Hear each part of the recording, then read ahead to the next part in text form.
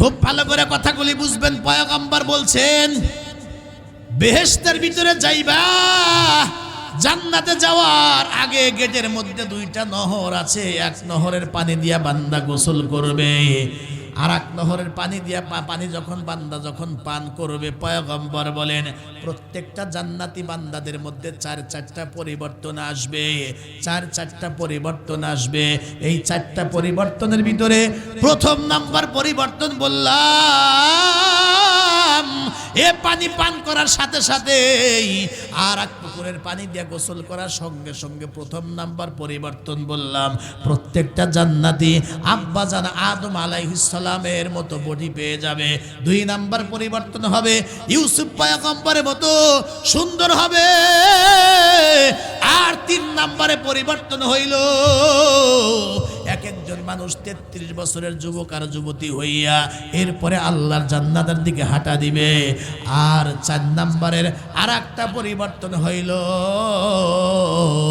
আল্লাহ রাব্বুল আলামিন প্রত্যেকটা মানুষকে জান্নাতি বান্দা বান্দীদেরকে হযরতে মুহাম্মদুর রাসূলুল্লাহ সাল্লাল্লাহু আলাইহি ওয়াসাল্লামের মতো আখলাক এবং চরিত্র দান করে আল্লাহ জান্নাতে দিবেন।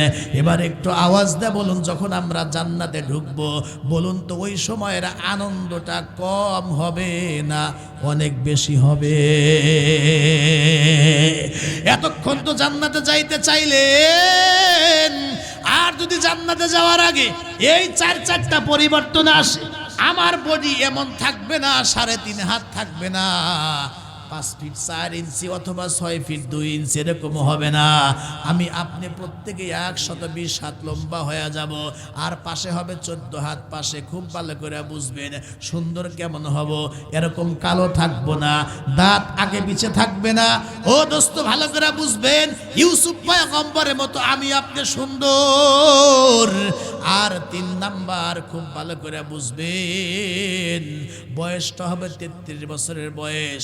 আর 4 নাম্বার বলছি মুহাম্মদুর রাসূলুল্লাহ সাল্লাল্লাহু আলাইহি ওয়াসাল্লামের মতো আমার আপনার চরিত্র হবে। আর কোন বর্ণনার মধ্যে এসেছে এই যে কণ্ঠ, এই কণ্ঠটা এমন থাকবে না, প্রত্যেকটা জান্নাতি বান্দাকে আল্লাহ হযরতে দাউদ আলাইহিস সালামের মতো সুর আর কণ্ঠ দিয়া আল্লাহ জান্নাতের ভিতরে ঢুকায়া দেবে। এই পৃথিবীতে এমন কিছু মানুষ আছে, আপনারা বলেন জান্নাত আমরা চাই না, এমন কোন মানুষ দুনিয়াতে আছে কি? ভূমিকাতে একটু যদিও কথা বুঝতে সমস্যা, আমি একটু পরে বলতেছি সবই। একটু বলেন, আমরা যারা দুনিয়াতে আছি বেহেশত চায় না, এমন কোন মানুষ কি দুনিয়াতে আছে? এমনকি কোরআন শরীফের মধ্যে আছে ইহুদি, যারা ইহুদি এরাও জান্নাতের আশা করে। ওয়াকালাতিল ইয়াহুদু লাইসাতিন নাসারা আলা শাই, আবার ওয়াকালাতিন নাসারা লাইসাতিল ইয়াহুদু আলা শাই। ইহুদি যারা, এরা কয় জান্নাত আল্লাহ আমাদের জন্য বানাইছে, জান্নাতে আমরাই যাব। যারা খ্রিস্টান এরা বলে জান্নাতে আমরাই যাব। যারা হিন্দু সনাতন ধর্মাবলম্বী যারা আছে এরা করে মূর্তির পূজা, এরাও দেখবেন বড় আশা মৃত্যুর পরে কই যাইবে, এরাও কয় যে আমরা স্বর্গে যাব। স্বর্গ বোঝেন তো, আমরা যেটাকে বেহেশত আর জান্নাত বলি, হিন্দু ভাইরা ওইটাকেই স্বর্গ বলে। করে মূর্তি পূজা, আশা আছে বেহেশতে যাবে। খ্রিস্টানরাও বলে যাবে, ইহুদিরাও বলে যাবে। আল্লাহ কয় কেউ যাবে না, একমাত্র যাবে ঈমানওয়ালা আর আমলওয়ালা। ইন্নাল্লাযীনা আমানু ওয়া আমিলুস সালিহাত কানাত লাহুম জান্নাতুল ফিরদাউসি নুজুলা। আমার সম্মানিতা মা এবং বোনেরা, নওজোয়ান যুবক ভাইয়েরা, মুরব্বী আব্বারা, অনুরোধ করব একটু গভীর মনোযোগ দিয়ে কথাগুলি শ্রবণ করবেন। মাইকের অবস্থা খুব ভালো না, কিন্তু একটু মনোযোগ দিয়ে আপনারা কথাগুলি শুনবেন। আমার মা বোনেরা, জান্নাতে ইহুদি যে সেও যেতে চায়, খ্রিস্টান নাসারা সেও জান্নাতে যেতে চায়, হিন্দু ভাইরাও পরে মূর্তির পূজা, এক আল্লাহরে বিশ্বাস করে না, অথচ তারাও কয় যে আমরাও স্বর্গে যাব তথা জান্নাতে যাব। কিন্তু আল্লাহ বলেন দাবি সবাই করতে পারো, জান্নাতে যাবে কারা? ইন্নাল্লাযীনা আমানু, যারা আনবে ঈমান, ওয়া আমিলুস সলিহাত, ঈমান আনার পরে যারা নেক আমল করবে, ভালো ভালো কাজগুলি যারা করবে, কানাত লাহুম জান্নাতুল ফিরদাউসি নুজুলা, এরাই হবে জান্নাতুল ফিরদাউসের বাসিন্দা, খালিদিনা ফিহা লা ইয়াবগুনা আনহা হিওয়ালা। আর এই যে সুখের ঠিকানা জান্নাত, কয় দিনের জন্য? কয় যে আবাদান আবাদান, শুরু হবে, তার কোনো শেষ হবে না। এই যে আমরা কষ্ট করে বাড়ি বানাইলাম, জায়গা কিনলাম, ঘর বানাইলাম, বিল্ডিং তৈরি করলাম, বিশ্বাস করেন সব হলো অস্থায়ী, রাইখে চলে যাইতে হবে। কিন্তু যেই লোকটা একবার মৃত্যুর পরে জান্নাত পেয়ে গেল, তাকে আর জান্নাত থেকে কোনোদিন বের করে দেওয়া হবে না। ওই জীবনটার শুরু আছে, শেষ বলতে কিছুই নাই। বলে শুরু হবে, শেষ হবে না। ওই জান্নাতের নাজ নিয়ামত সুখ শান্তি ফুরাবে না, তার নাম হলো জান্নাত। আমরা যারা যারা ওই জান্নাত পেতে চাই, একটু আওয়াজ দিয়া জোরে বলেন সুবহানাল্লাহ। জান্নাত চায় না, বলেন তো এমন কোন মানুষ কি দুনিয়া আছে? বেহেশত সবাই চায়, সবাই চায়। যে নামাজ পড়ে না হে চায় না, কথা কয় না।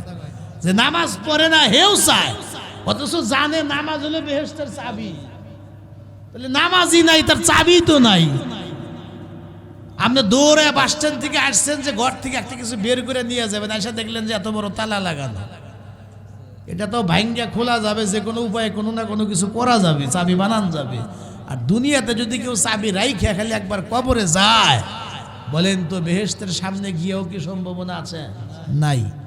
এজন্য আমরা কই, যদি বেহেশতে চাই তাহলে ঈমানের সাথে কিছু ভালো কাজ করতে হবে, নামাজ পড়ার দরকার। জোরে কন্যা আছে না? নাই। খুব ভালো করে কথাগুলি আপনারা গোড়ার কথাগুলি বুঝবেন। বেনামাজি হেও জান্নাত চায়, যে আমল করে না হেও জান্নাত চায়। একটু আগে তো বললাম যে ইহুদি হেউ চায়, নাসারা হেউ চায়, হিন্দু ভাইয়েরাও স্বর্গের নামে এরাও কিন্তু বেহেশত চায়। আর আল্লাহ কয় আমি সবাইরে দেব না, ঈমান থাকা লাগবে আর জীবনে ভালো কাজ থাকা লাগবে। সুবহানাল্লাহ।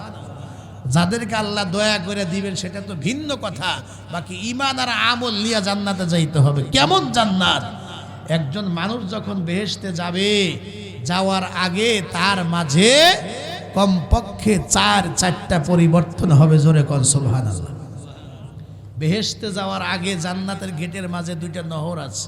বলেন না 2টা কি আছে? নহর বা পুকুর আছে। এই নহরের এক নহরের পানি দিয়া বান্দা গোসল করবে, আর এক নহরের পানি যখন বান্দা পান করবে, সাথে সাথে প্রত্যেকটি বেহেশতি বান্দা বান্দির ভিতরে 4-4টা পরিবর্তন হবে। একটু জোরে সুবহানাল্লাহ দেন। তাহলে পানি একটা দিয়ে গোসল করবে, আর এক পুকুরে পানি দিয়ে গোসল করবে, আর এক নহরের পানি পান করবে, সাথে সাথে প্রত্যেকটা মানুষের মধ্যে 4-4টা পরিবর্তন আসবে। একটু জোরে বলেন সুবহানাল্লাহ। এই জন্য এক বৃদ্ধা মহিলা আল্লাহ রসুলের কাছে গিয়া বলে, হুজুর দোয়া করেন আল্লাহ যেন আমারে জান্নাত দেয়। আল্লাহর হাবিব তখন বলছিলেন যে মাগো, তুমি তো বেহেশত চাইলা, আল্লাহ তো বুড়ি মানুষটা জান্নাতেই দিবে না, বুড়া মানুষ কোনো বেহেশতে যাবে না। বুড়ি তো এই কথা শোনার পরে অস্থির, চেহারা কালো হয়ে গেছে, চোখ থেকে পানি ছেড়ে কাঁদতেছে। আল্লাহর হাবিব ডাক দেয়া বলে যে মা কাঁদতেছো কেন? কাঁদবো না, তোমার জীবনেও তো কখনো মিথ্যা কথা বলো নাই, তুমি বলতেছো বুড়ি মানুষ বেহেশতে যাইবো না, তাহলে আমার নামাজ, আমার রোজা, আমার দান সদাকা, আমি যে টুকটাক আমল করছি, তাহলে আমার জীবনের আমলের উপায় কি? তাহলে আমল করে লাভ হইল। এই জন্য আমি কাঁদতেছি।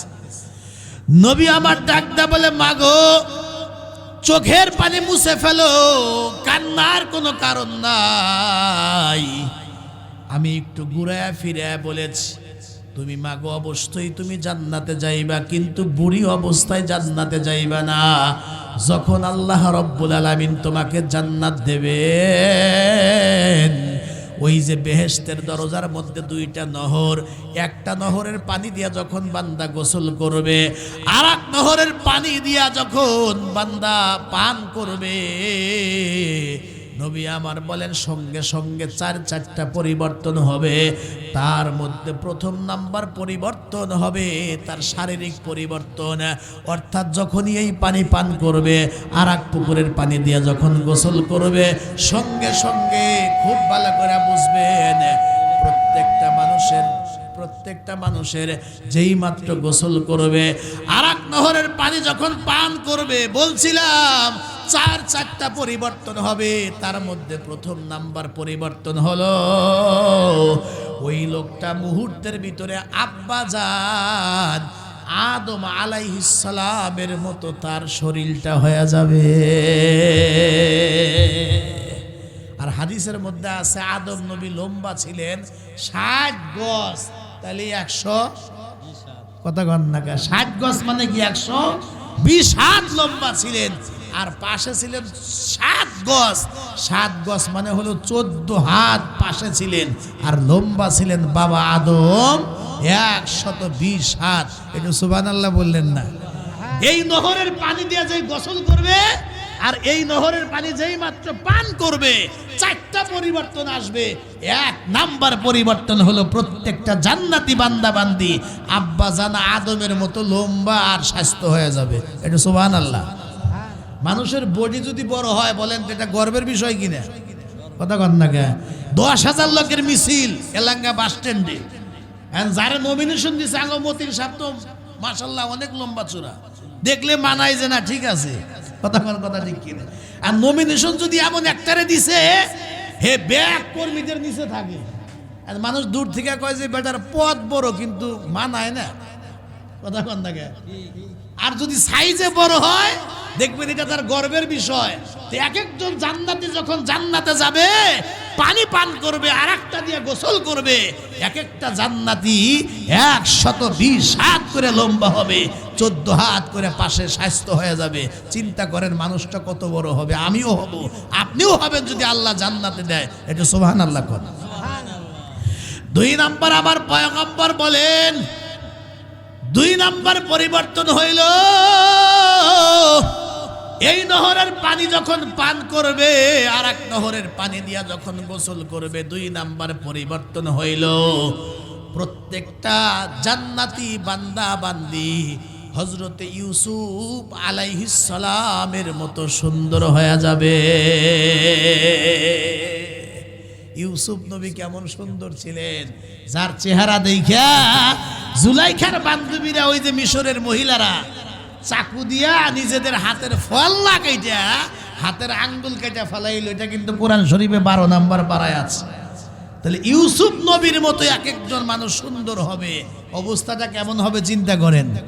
এই যে আমার দাড়ি কম, আপনার দাড়ি বেশি, একজন কালো একজন ফর্সা, কারো দাঁত আছে কারো দাঁত নাই, কেউ আদা বুড়া কেউ ফুল বুড়া, কেউ খাটো কেউ লম্বা, এভাবে আল্লাহ জান্নাত দেবেন না। 2 নম্বরে পরিবর্তন হবে, প্রত্যেকটা মানুষ সুন্দর হবে। কেমন সুন্দর? ইউসুফ পয়গম্বরের মতো সুন্দর হয়ে জান্নাতে যাবে। একটু জোরে বলেন না সুবহানাল্লাহ। 3 নম্বর নবী আমার বলেন, এই পুকুরের পানি দিয়া গোসল করবে, আর এক পুকুরের পানি দিয়া যেই মাত্র বান্দা পান করবে, আর এক পুকুরের আর এক নহরের পানি যখন বান্দা পান করবে, 3 নাম্বার তার মধ্যে পরিবর্তন চলে আসবে। প্রত্যেকটা জান্নাতি বান্দা 33 বছরের যুবক যুবতী তরুণ তরুণী হইয়া এরপরে তারা আল্লাহর জান্নাতে চলে যাবে। ওই জন্য তো আল্লাহর নবী বলছেন বুড়ো মানুষ বেহেশতে যাবে না, কারণ বুড়া মানুষ বেহেশতে যায় কি করবে? কোন বুড়া মানুষ কি নিয়ামত যে পাবে এটাও তো ঠিক মতে ভোগ করবে না, পারবে না। নিয়ামত ভোগ করার জন্য সবচাইতে উপযুক্ত সময় হলো যুবক বয়সে, জওয়ান বয়সে। জোরে কোন কথা ঠিক কিনা? মানুষ 1 থেকে শুরু করে 33 বছর পর্যন্ত মানুষ খালি বাড়ে। যেই 33 বছর হয় 33 থেকে 40 পর্যন্ত, বিশেষ করে 33 বছর যখন হয় এই সময় মানুষ বাড়েও না কমেও না, এটা হলো ফুল যৌবন। এই বয়সটা সবাই পছন্দ করে।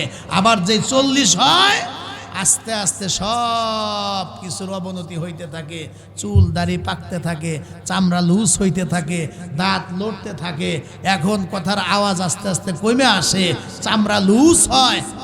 কথা ঠিক কিনা? এই জন্য আমাদের অভ্যাস হইল 40 হওয়ার আগ পর্যন্ত বয়স খালি কমায়। যেই 40-এর উপরে যায় মুরব্বীরা খালি আলোচনা করে যে গ্রামের মধ্যে সবচাইতে আমার বয়সই বেশি। কথা ঠিক কিনা? তখন খালি বয়স খালি বাড়াইতে থাকে। এটা মানুষের একটা তবিয়ত। 40-এর নিচে হলে বয়স কমায়, আর যেই 40-এর উপরে যায়, এখন কার বয়স কত বেশি কে বাড়াইতে পারে। অনেকের 65 হইতেই কয় যে আমার 80 ধর। কথা ঠিক কিনা? তার মানে তখন বয়সটা বাড়ানোটাকে পছন্দ মনে করে, আর মনে করে এইগুলা এলাকার মধ্যে সবচাইতে আমার বয়সটাই বেশি। কিন্তু আমার চাইতে যে বয়স্ক লোক আছে এটা অনেক সময় খেয়ালই করে না। এক লোকের বয়স হলে ধরেন কথা 120, হে খালি গল্প করে এলাকার মধ্যে সবচাইতে আমার বয়সই বেশি, আমার চাইতে বয়সের লোক বোধহয় কালীহাতি তার একজনও নাই, মানে খালি গল্প করে। কিছু লোক আছে না এরকম, সবচাইতে আমার বয়সটাই বেশি। এখন নাতিদেরকে ছেলেদেরকে কয় যে বয়স তো অনেক বেশি, তো দুনিয়া তো বহুবার দেখছি, এবার শেষবারের মতো একটু দুনিয়াটা ঘুরে দেখে একটু এলাকাটা ঘুরে দেখি, যেহেতু বয়স আমারই সবচাইতে বেশি পুরা উপজেলার মধ্যে। তো হাঁটা দিছে, হাঁটতে যায় দেখে কি এই গম ক্ষেতের আইলে বৈশা এক বুড়ো মানুষ, দেখতে মনে হচ্ছে তার চাইতে বয়স বেশি। এই লোকটা ক্ষেতের আইলে বৈশা কাঁদতেছে। এখন কাছাকাছি গিয়ে সালাম দিয়া ছোট ভাই কবো না বড় ভাই কবো, তাকায় দেখে যে বয়স বোধহয় আমার সাথে কম করে হলে 20 বছরের বড় হবে। বয়সও জিজ্ঞাসা বয়স কত, কয় এত। আর দেখা যায় হ্যার সাথে 20 বছরের বেশি কয়। এখন কাজে বড় ভাই বুঝলাম, তে আপনি কান্দেন কেন? কয় কানতেছি আমার আব্বা আমারে ধরে মারছে। কথা বোঝেন নাই? আপনি কান্দেন কেন? কয় কানতেছি আমার আব্বা আমারে মারছে। কয় যে আপনার আবার আব্বা বেঁচে আছে? কয় যে আছে মানে এই শক্তি, হেঁটেই তো আমারে মারছে। কয় যে আর কিছু দেখি আর না দেখি আপনার বাবার আজকে দেখেই যাও। আমি তো মনে করছিলাম যে অত এই উপজেলার মধ্যে, এই ডিস্ট্রিক্টের মধ্যে আমার বয়সই বেশি। আপনার বয়সে আমার চাইতে 20 বছরের বড়, আবার আপনার বাবাও বেঁচে আছে, হে আবার আপনারা মারতেও পারে। আপনার বাবারে না দেখে যায় না। আমি আর বাড়িতে যাব না বাবা, যদি যাওয়া লাগে ভাই আপনিই যান, গেলে আমার আবার মারতে পারে। এই ক্ষেতের মাথায় আঙ্গ বাড়ি, ওই বাড়িতে যায় দেখেন আমার আব্বা আছে। এই মুরব্বী হাঁটতে বাড়িতে যায় দেখে জল চোখের মধ্যে বসে আছে। তো গিয়া সালাম দিছে, যা দেখে তো সত্যি তার চাইতে অনেক বুড়া। কাছাকাছি গিয়া সালাম দিয়া কয় যে কাকা, ওই যে গম ক্ষেতের আইলে বসে একজন যে কাঁদতেছে, তো কে? কয় আমার ছেলে। আপনি নাকি মারছেন? কেনই বা মারলেন? কয় যে মারবো না, আমি সকাল থেকে কমপক্ষে 1000 বার কইলাম তোর দাদারে ওক্কা ধরায় দে, ও আর দাদারে ওক্কা ধরায় দেয় না, তো মারবো না তো কি করব, আদর করব। কয় যে দাদারে মানে আপনার বাবাও আছে? আছে মানে ঘরের মধ্যে বসে রইছে। সুবহানাল্লাহ কইবেন না? এখন সবকিছু ফালায়া ফুলায়া কয় না। এতক্ষণ যা মনে করছিলাম যে ডিস্ট্রিক্টের মধ্যে বোধহয় আমি বড়, কিন্তু না, আমার চাইতে বয়স্ক লোক দুনিয়ায় মেলা আছে। কথা ঠিক কিনা? আমরা সমাজে কিছু মানুষ আছি মনে করি আমার উপরে আর কেউ নাই, আমি নেককার, আমি পরহেজগার, আমি সবচেয়ে বড় নেতা। কিন্তু না, অহংকারে কিছু নাই। আমার চাইতে ভালো মানুষ, আমার চাইতে বড় মানুষ, আমার চাইতেও আল্লাহর কাছে পছন্দের মানুষ আরো জগতে বহু আছে। অহংকার করতে নাই। আওয়াজ দে কথা ঠিক কিনা? মানুষ যখন জান্নাতে যাবে, বলে মানুষ এই বুড়া বয়সে যাবে না। এক একজন জান্নাতীকে আল্লাহ রাব্বুল আলামিন 33 বছরের যুবক বানায়া, যুবতী বানায়া, তরুণী বানায়া এরপরে জান্নাতের ভিতরে ঢুকাইয়া দিবে। আর 33 বছর বয়সটাই হলো মানুষের কাছে পছন্দের বয়স। জোরে কন্যা কথা ঠিক কিনা? এই জন্য মানুষ বুড়ো হয়ে গেলে খালি কলম লাগায়, সিলনে গিয়ে খালি কালা করে দেয়, কেন? জুয়ান হতে চায়। আপনি যতই চেষ্টা করেন বয়স কখনো কমানো যায় না। আওয়াজ দেয় কথা ঠিক কিনা?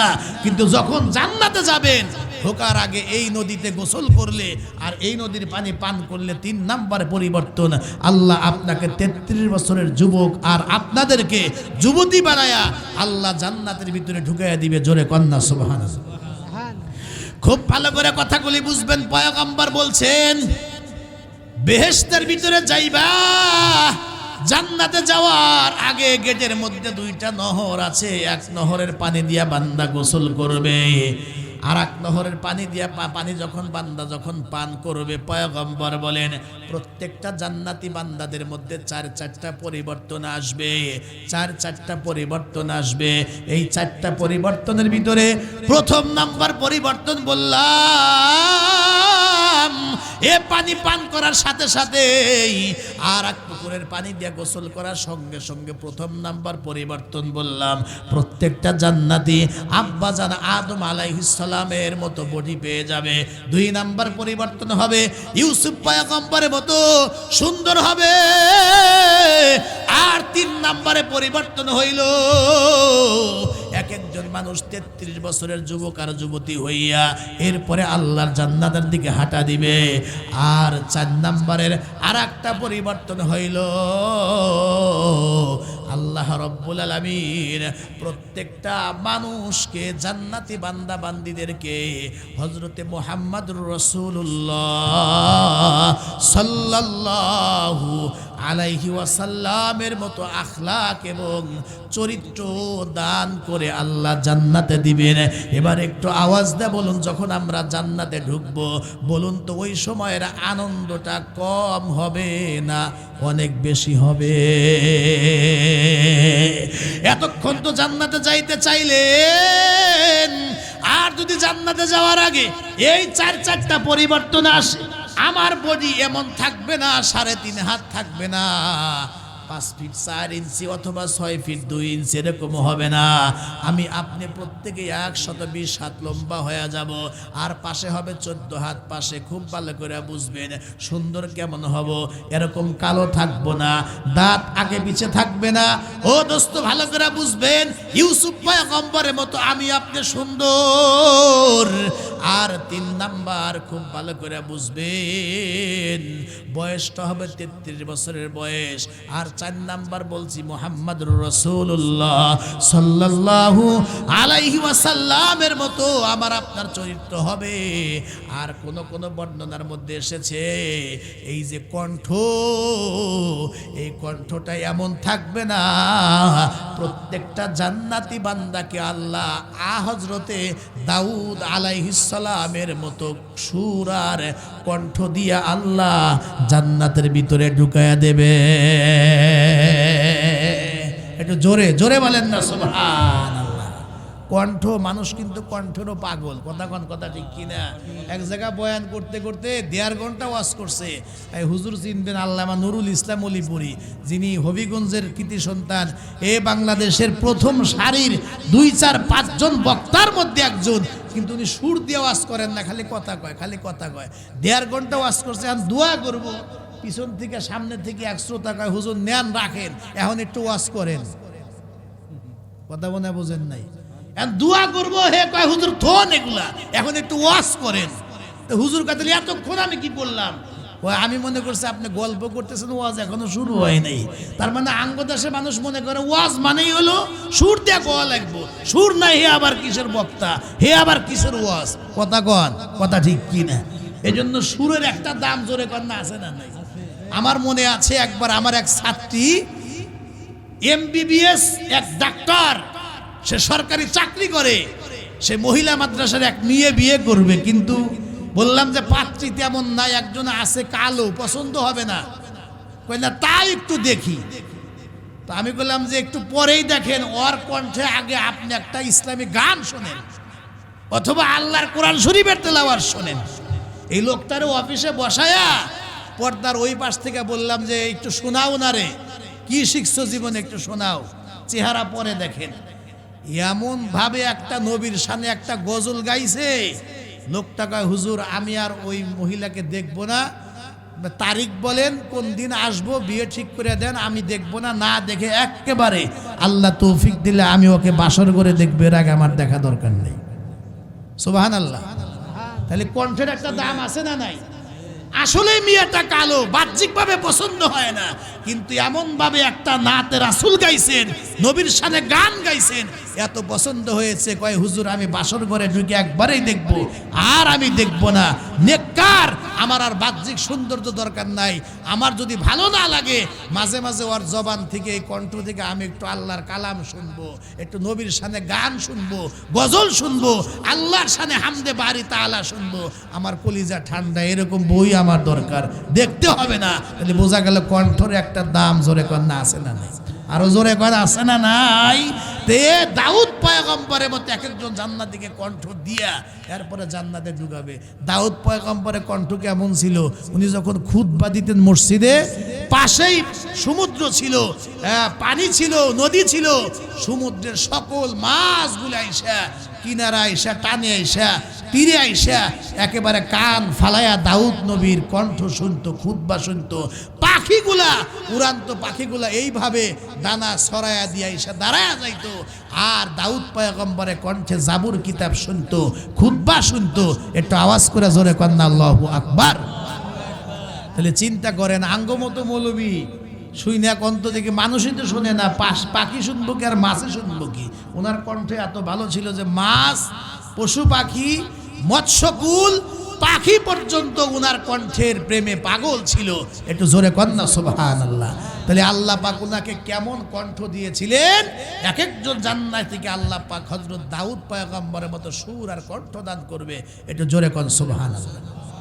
এতক্ষণ আপনারা যা শুনলেন একটু খেয়াল করেন, তাহলে আমরা বেহেশত কিন্তু সবাই চাই। এই এতক্ষণ এই কথাগুলো শোনার পরে কিন্তু জান্নাতে যাওয়ার আগ্রহটা আগের চাইতে কিন্তু আরো বেড়ে গেছে। কথা ঠিক কিনা? তাহলে তো এই বেহেশতে যাওয়াই লাগবে। তাহলে আমরা প্রত্যেকেই জান্নাতের পাগল। কিন্তু হাদিস শরীফের মধ্যে আসছে, এই পৃথিবীতে 5 ধরনের মানুষ আছে, স্বয়ং জান্নাত তাদের জন্য পাগল। একটু জোরে কন্না সুবহানাল্লাহ।